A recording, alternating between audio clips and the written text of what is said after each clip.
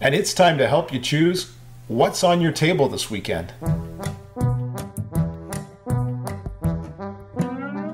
So last week we talked about the top 5 games on our table, or the games that spend the most time on our table. So I thought this week we would do the reverse. What are the 3 games that I wish spent more time on our table, or I wish that we had more of a chance to play? Let's get right into it. The first one is Power Grid. Now, Power Grid is a 2 to 6 player game of medium complexity. Now, the box says it takes about 2 hours to play. Because we don't play it enough, I don't actually have good timed metrics for this game. It also depends on which map you play on. Some of the maps have rules that make the game take longer. Some of them, like the classic German map, usually takes about 2 hours. The last time we played this game, it did take us 2 hours and 5 minutes with a 4-player game. So 2 hours is not completely off the mark here. So Power Grid is a game where each player is their own power company trying to provide power to a network of cities on a map. In this case, the map of Germany is used in this game. It also has a lot of different expansions, so that way you can play in different countries as well, like the United States, France, Italy, just to name a few. Now, what each player is going to do is they're going to buy power plants, and then they're going to buy resources to power those plants with, either coal, oil, garbage, or uranium. And then these houses represent a network of cities that they can supply power to. And whoever can supply power to the largest network of cities wins. Now, the mechanics in Power Grid are auction and bidding, income. There's a market mechanism with the resource market that I showed you earlier. And as well, there's network building.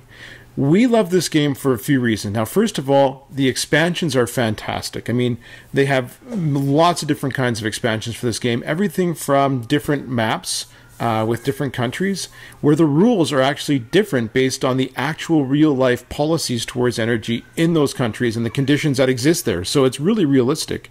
The other reason why we really like this game is the auction mechanism. You just never quite know if you have the right amount of money to execute all your plans. That can all get blown out of the water if you get outbid or the price gets raised by an extra dollar more than you budgeted for. The other thing that makes this game really, really fun is that the resource market mechanism really captures the concept of supply and demand incredibly well, to the point where you can try to buy things up to create a disadvantage for your opponents, but there's also a fine line that you walk when you're doing that as well. It captures the spirit of supply and demand well, and how various companies or actors in the real world might act based on that concept. And that makes the game a lot of fun with the interactions with one another too. Power Grid is a favorite because it's the first kind of Euro-style game that I ever bought, and because of that, it has a special place in my heart. But I've never played it with anybody who also did not enjoy a good game of Power Grid.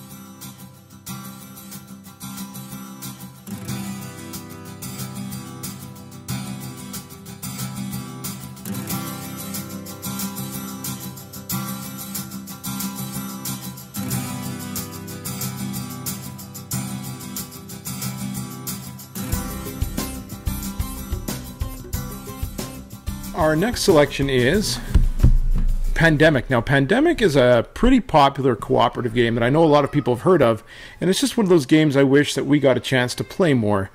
Pandemic is a 2 to 4 player game. It's light to medium complexity, and the box says it takes about 45 minutes. Now, we don't get to play this game enough to the point where I actually don't have any measurements of time that it took us to play, but in my memory and my recollection, 45 minutes is about right. I don't remember a game of Pandemic ever taking too long, and it's easy to set up and take down.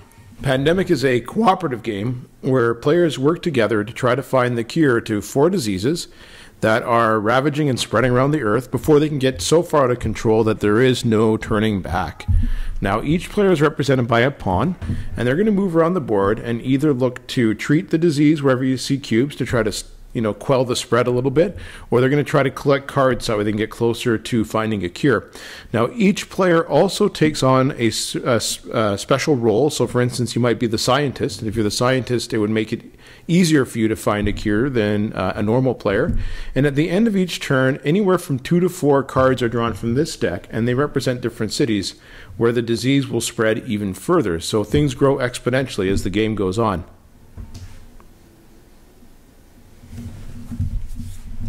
Now, the mechanics in Pandemic are hand management, variable player powers, set collection, trading, and point-to-point movement. The biggest three things that I really love about this game are this. First of all, the tension. You feel the tension when you're playing the game. As the pandemic grows and you're running out of time to stop it, you feel tense. You want to see what the next outbreak card is going to be and make sure that you're on the right side of it, and you feel it. You feel like you're part of it, part of a pandemic. The other reason why is because every game is a different puzzle. Everything gets drawn a little bit differently, and you have to try to figure it out a different way. I've never played this game and had it shake out the same way twice. The biggest reason, though, that makes Pandemic so great is that there's tons of expansions and versions of it. If you're a Cthulhu fan, there's Cthulhu Pandemic. But probably the best expansion to Pandemic that there is the Legacy games. There's Pandemic Legacy Seasons 0, 1, and 2. And they're all three different games with two different versions each. And all of them are really addictive. I haven't tried them yet, but everybody that I've talked to thinks that they're just the best games they've ever played. The legacy component is really well done and well thought out, and it's rated really highly pretty much on every gaming website or list out there. So Pandemic offers you a lot of range of options that make it replayable through all of its expansions.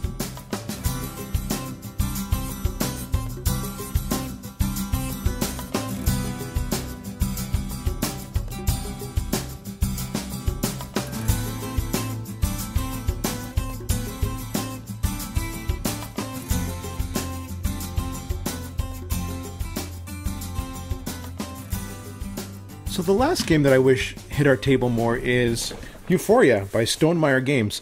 Now, Euphoria is a 2 to 6 player game. It's medium complexity. The box says it takes about an hour to play, and that's about right. You know, it depends on how many players you have in the game.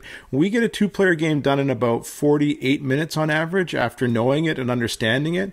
And I've had 4-player games take about an hour and 10 minutes. I had one 5-player game take an hour and 40 minutes, but that was with predominantly new players. So if you have new players at your table, I would definitely recommend adding about half an hour to your budgeted time. In Euphoria, each player lives in a world that was thought to be utopian, but actually you found out that was dystopian.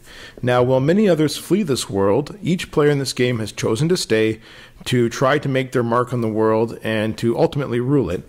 You start with a group of 2 workers. Now, each worker is represented by one of these dice. Now, the cool thing is that the number on this dice tells you how much knowledge that worker has. If all of your workers have a combined knowledge of 16 or higher, then your most knowledgeable worker gets smart and flees. They run away from you, and they make the decision to leave this dystopian world.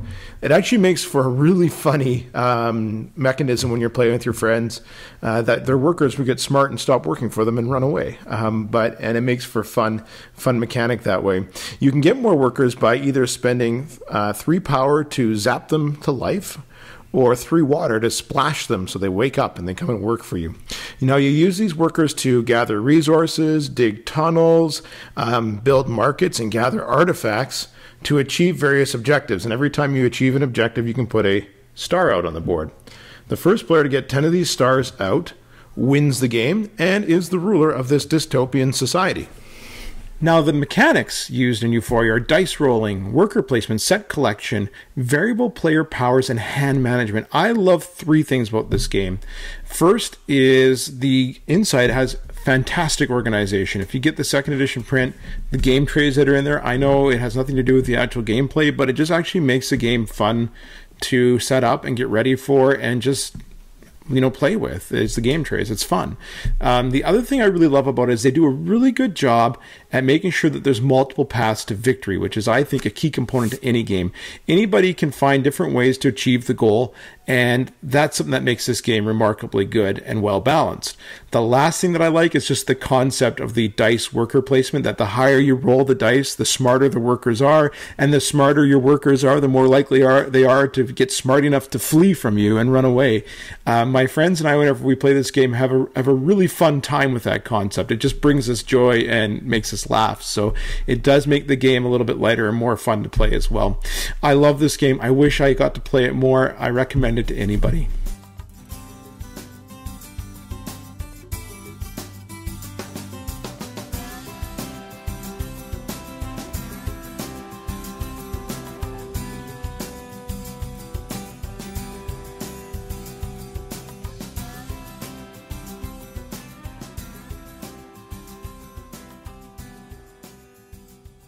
Well, I sure hope you had as much fun learning about these games that I wish I got to play more, as much as I did sharing them with you and thinking about the opportunity to play them again.